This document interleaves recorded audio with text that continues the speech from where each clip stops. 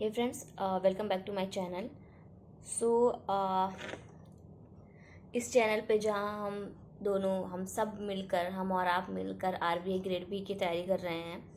सो अगर मैं आज की तारीख की बात करूँ तो आज जो है वो 31 अगस्त 2022 हो चुका है। एंड जैसा कि मैंने आपको बताया था कि although motive is always like RBI grade B, but कहीं ना कहीं जो चीज़ें बीच में आएंगी हम उनको लेके चलते जाएंगे सो दैट हमारी प्रिपरेशन जो है एक कंटिन्यूस फ्लो में चलती रहे।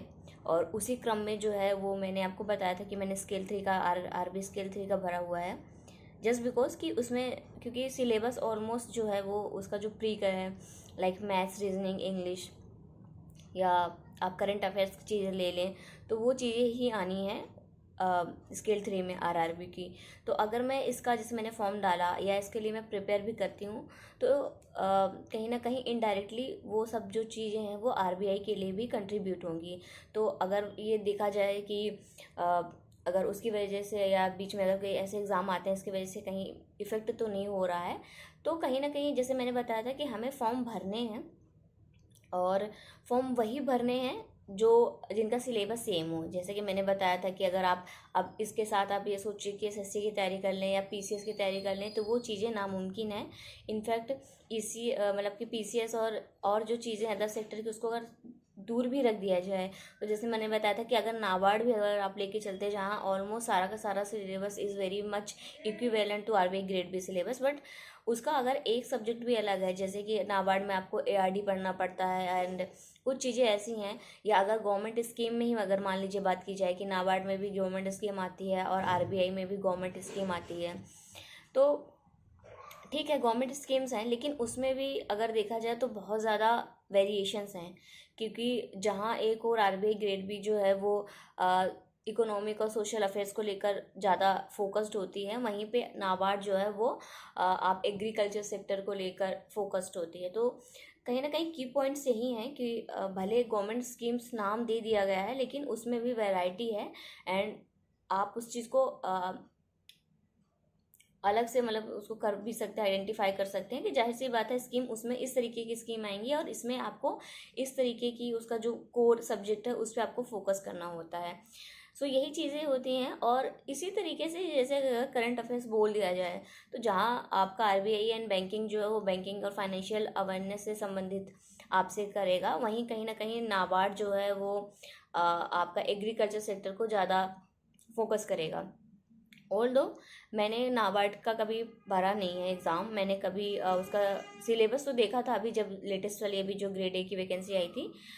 लेकिन हाँ, जो लोग तैयारी करते होंगे वो ज़्यादा अच्छे से इस बारे में समझ पाएंगे, या अगर मैंने उसको भरा होता, पढ़ा होता तो मैं और अच्छे से डिस्क्राइब कर पा रही होती। लेकिन अगर मैं ओवरऑल पैटर्न की बात करूँ तो कहीं ना कहीं ये एक कंक्लूजन निकाला जा सकता है कि दोनों चीज़ें काफ़ी डिफरेंट है। और इसके अलावा जैसे मैंने बोला एक सब्जेक्ट ही पूरा का पूरा अलग है, उसमें एआरडी का दे रखा था। सो आप इस चीज़ों को साथ में लेकर नहीं चल सकते हैं, खासकर वो लोग जैसे मेरे जैसे जो हैं ऑलरेडी जॉब कर रहे हैं, 10 से 6 की जॉब में है, आने में टाइम लग जाता है, जाने के पहले टाइम चाहिए, तो बहुत लिमिटेड टाइम हमें पढ़ने के लिए मिलता है।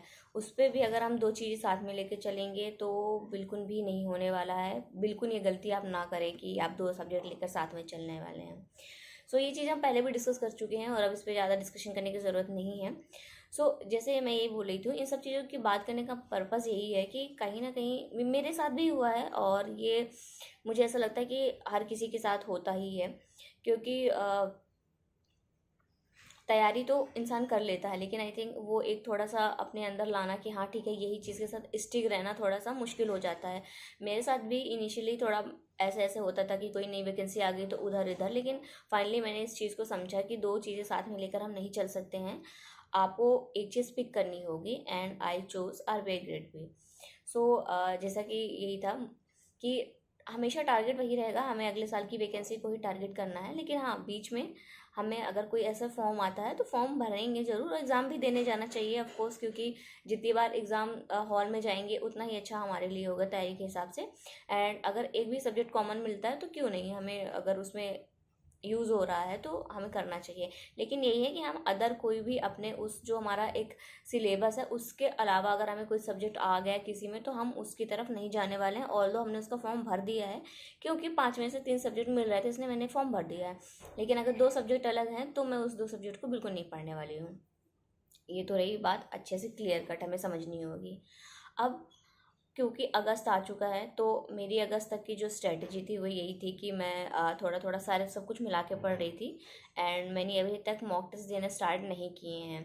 और मैंने ये सोचा था कि मैं 31 अगस्त तक जो है वो ज़्यादा से ज़्यादा चीज़ें कवर कर लूँगी जितना भी हो सकता है मुझसे।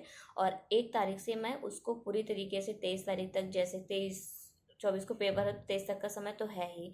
तो तब तक जो है वो हम लोग उसके बाद सिर्फ मॉक और मॉक पे जो है मतलब एक तरफ से मॉक देते रहेंगे और दूसरी तरफ से अपना फाइनेंशियल अवेयरनेस का जो पार्ट है वो कंप्लीट करते रहेंगे, क्योंकि यही दोनों जो हैं वो मोस्ट इम्पॉर्टेंट है। तो आज लास्ट डे है और कल जो है वो कल से मॉक टेस्ट हमें देना ही है 2 घंटे का जैसे होता है मॉक टेस्ट, तो वो पूरा का पूरा अटेम्प्ट करेंगे अपन। एंड अभी जो है उसके अलावा जो है साथ साथ में हम करंट अफेयर्स को ज़्यादा से ज़्यादा रिवाइज करने की कोशिश करेंगे। तो अब जो है वो मैं पढ़ने वाली हूँ। आज का दिन जैसे कि एक बस रह गया है कि आप कोई एक सब्जेक्ट लेके पढ़ सकते हो, तो मैं आज जो है वो कंप्लीट तरीके से पढ़ने वाली हूँ करंट अफेयर्स। तो करंट अफेयर्स भी पढ़ूंगी, थोड़ा सा मैं कंप्यूटर भी पढ़ूंगी। और अभी टाइम जो है वो लगभग 9:30 बज चुके हैं, तो I will start with the current affairs. और जैसे कि किसी एक मंथ का खोल लूँगी, मैंने थोड़ा थोड़ा नोट्स भी बनाए हुए हैं जैसे कि मैंने दिखाए थे, तो मैं नोट्स से ही पढ़ती जाऊँगी और रिवाइज करती जाऊँगी, एक मंथ उठाऊँगी।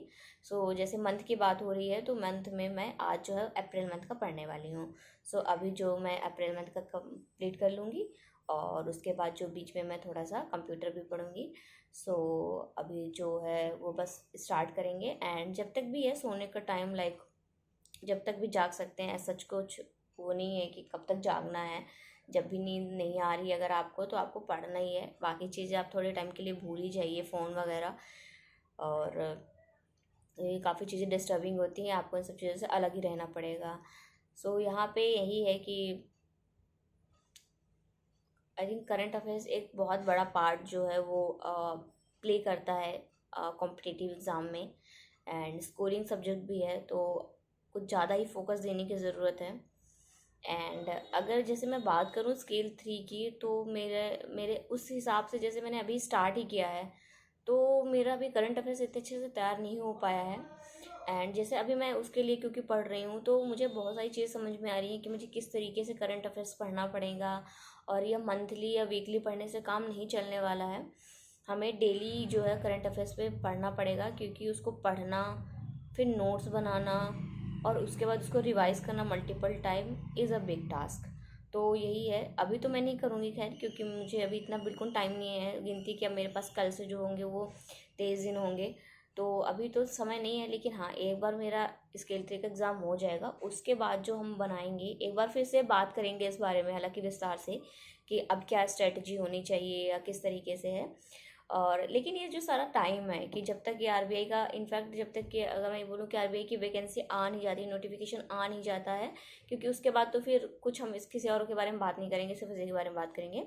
लेकिन ये है कि हाँ, उस बीच में जैसे कोई बीच बीच में वैकेंसी आ रही है हम उसको भर रहे हैं, तो एक कहीं ना कहीं एक आप उसको ले सकते हैं कि हाँ इतनी बड़ी डिस्टेंस है तो छोटे छोटे छोटे इन चीज़ों से हम डिस्टेंस को पार करना चाह रहे हैं। जैसे अगर अगस्त मंथ मेरा पूरा गया तो इसी तरीके से गया कि मैं कहीं ना कहीं स्केल 3 के को भरकर और इस तरीके से उसके सहारे सहारे धीरे धीरे आगे बढ़ रही हूँ। तो इस तरीके की चीज़ें होती जाएंगी और चीज़ें इस तरीके से आसान भी हो जाती हैं। आई थिंक कोई एग्ज़ाम होता है तो आपके दिमाग में एक डेट होती है कि हाँ उस तारीख को मेरा एग्ज़ाम, अगर मैं अभी जैसे पढ़ूँ तो आरबीआई की वैकेंसी तो आई, नोटिफिकेशन तो आया नहीं, तो मुझे एक टाइमर नहीं मिलेगा या मैं पढ़ूंगी तो बहुत आराम आराम से पढ़ूंगी। बट अब क्योंकि मैंने भर दिया स्केल 3 का, एग्ज़ाम डेट है मेरे पास 24 सितंबर, तो वो मेरे दिमाग में रहती है कि हाँ 24 सितंबर मेरा एग्ज़ाम है, तो कहीं ना कहीं माइंड में चलता रहता है कि नहीं नहीं पढ़ना है पढ़ना पढ़ना है। और वैसे भी आपकी एग्ज़ाम डेट अगर एक होता है कुछ टारगेट टाइप का, तो आपकी स्पीड भी ऑटोमेटिकली बढ़ जाती है। अगर आप भैया अगर आप कोई डेट नहीं है तो आप बहुत इस आराम आराम से पढ़ेंगे कि हाँ ठीक है हो जाएगा करके। तो ये भी एक एडवांटेज होता है एग्ज़ाम वगैरह भरते रहने का बीच बीच में कि आप एक फ़्लो बना रहता है, वो चीज़ टूटती नहीं है आपकी कंटिन्यूटी। सो अभी यही है, और कल 1 तारीख हो जाएगी। तो कल जो है वो मैं पूरे मंथ का आपको शेड्यूल अपना बताऊंगी कि मैं किस तरीके से अपने 23 दिन जो है वो करने वाली हूँ, ताकि मैं इस सब्जेक्ट में अच्छे स्कोर कर पाऊँ। सो अब बिना टाइम वेस्ट किए जो है वो मैं स्टार्ट करूँगी करंट अफेयर्स, एंड मैं मिलूँगी आपको नेक्स्ट वीडियो में। तब तक के लिए आप अपनी तैयारी बिल्कुल जोर शोर से चालू रखिएगा। All the very best, bye.